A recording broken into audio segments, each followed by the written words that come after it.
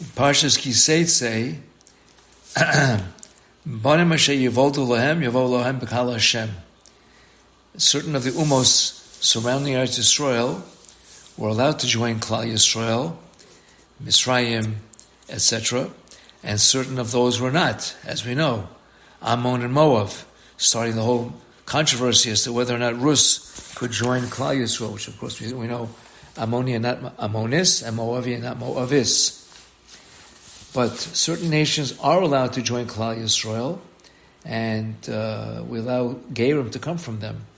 This story, which I'm about to read to you from the Torah Tavlin, is not about Gerus. It just shows you how a Yid can have an effect on the whole Goyish Welt and make a tremendous impact, so much so that you will not believe this story.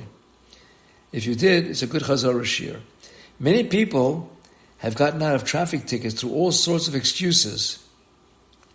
No one ever had a better excuse than a woman from Crown Heights who was pulled over by a New York City traffic officer. Standing outside her open window and watching her fumble for her license, the police officer caught sight of the picture of the Lubavitcher Rebbe, Rav Menachem Mendel Schneerson, Zatzal, in her open purse. "Excuse me, ma'am," he asked, "are you one of the followers of this rabbi?" She replied that she was. "Well, in that case, I'm not giving you a ticket." Good excuse. He closed his ticket book. She looked up at him surprised. The policeman smiled and said, "Okay, I'll tell you why. It's my favorite story, but I haven't told it to many Jewish people. In fact, I think you're the first." He raised his voice over the din of the passing cars.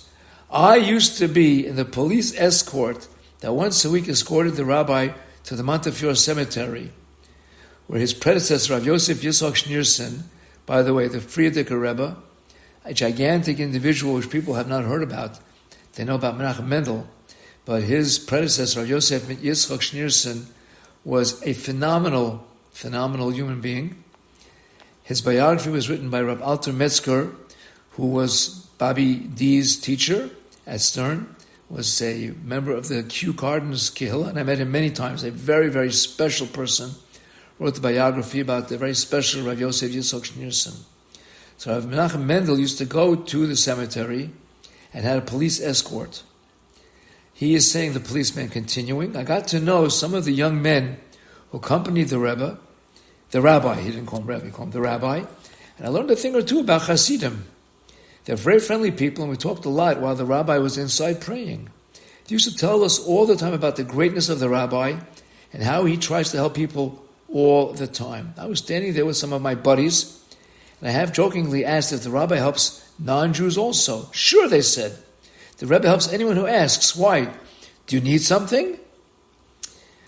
Later, privately, I told one of the young men that my wife and I had been married for 9 years with no children. The previous week, the doctors told us we had no chance.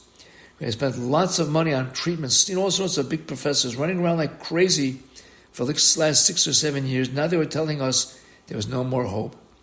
You cannot imagine how heartbroken we were. My wife cries all the time, and I started crying myself.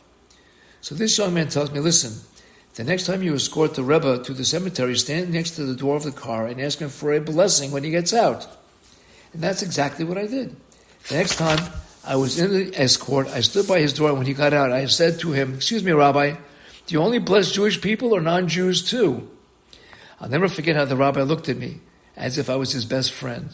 He said that if he can, he tries to help anyone who asks. So I told him what the doctor said. He told me to write down on a piece of paper my name and my father's name, together with my wife's name and her father's name, so that he could pray for us. I did it, although I did think he would find them funny. My father and father-in-law's names are real heavy-duty Irish names, but I did it. You know what? In a short time, my wife was expecting. We soon had a baby boy. The doctors could not believe it. They couldn't figure it out. When I told them that the only difference was a rabbi's blessing, they just scratched their heads. Wow, that was unbelievable. The cop's face was truly glowing at this point. But here comes the best part. Do you know what we called him? What name we gave our baby? Our little baby boy. We called him Mendel, after the rabbi. Can you imagine? The only Irish Mendel in the neighborhood. Probably in the world. At first, my wife didn't like the name because it didn't sound American. Hey, it didn't even sound Irish. But I said, nope, We're calling him Mendel. Of course, our parents objected when they heard the name. They said, with a name like that, all the kids will be cruel to him. Why make the kids suffer for no reason? They're missing the point. When he comes home and says that the other kids called him names and beat him up because he has a Jewish name, I'll tell him that I want him to learn from those other boys how not to behave. They hate the Jews for no reason. But you should love the Jews. You should help the Jews. You should tell them that without the Jewish rabbi called Mendel, you wouldn't be here at all. And then maybe they'll start thinking differently too. What a Kiddush Hashem. This story was so adorable, I could not resist. The bottom line is, the Goyim hate us. There's no real reason for it. They only hate us for one reason and only one reason, because of our Averos. And I'm not talking about everybody else's Averos, I'm talking about my Averos. Every person has to work, now that we're in Elul, to work on his Averos and get them expunged, as they say now on the radio. The expungement month. This is the expungement month.